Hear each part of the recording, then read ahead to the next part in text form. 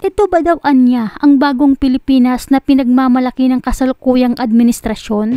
Pinatikos ang NAIA Airport. Nakakahiya daw ang NAIA International Airport ng Pilipinas dahil puro na lang daw problema. Matatandaan, nitong nakaraang araw, naging sentro sa social media ang NAIA dahil sa balitang patungkol sa mga naiwang bagahe ng mga pasahero sa NAIA Terminal 3. Ngayon ay nahaharap na naman sa matinding problema ang NAIA Airport.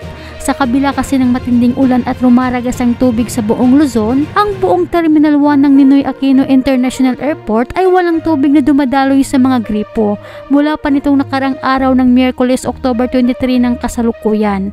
Kung kaya't ang mga CR at iba pang mga pasilidad sa loob ng Airport Terminal 1 ay walang tubig. Ang Ninoy Aquino International Airport at Terminal 1 nakakaranas ngayon ng matinding problema sa tubig. Ito'y matapos na may umano'y pumutok na pipeline patungo ng Terminal 1 kung kaya't nawalan ng tubig kanina pang madaling araw. Ang mga janitress, building attendant ay nagkukumahog para mag-igib ng tubig para magamit ng mga pasahero na darating at aalis at gagamit ng palikuran dito sa Ninoy Aquino International Airport.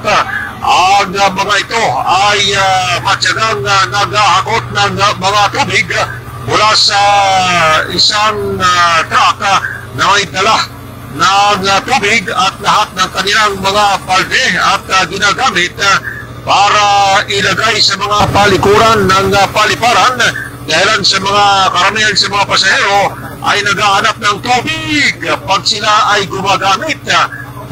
Ngayong hapon ay nagka-problema dahil yung truck na nagdadala ng supply ng tubig ay naubusan. Kung kaya't sa kasalukuyan ay nakatambay itong mga nag-igib at wala pa silang makuha ng tubig.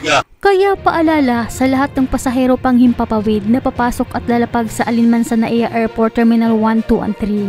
Kapag kayo'y gagamit ng CR, yung ihing-ihi na o taing-tai ka na, i-check nyo muna ang gripo kung may tubig ba ito bago kayo pumasok sa CR.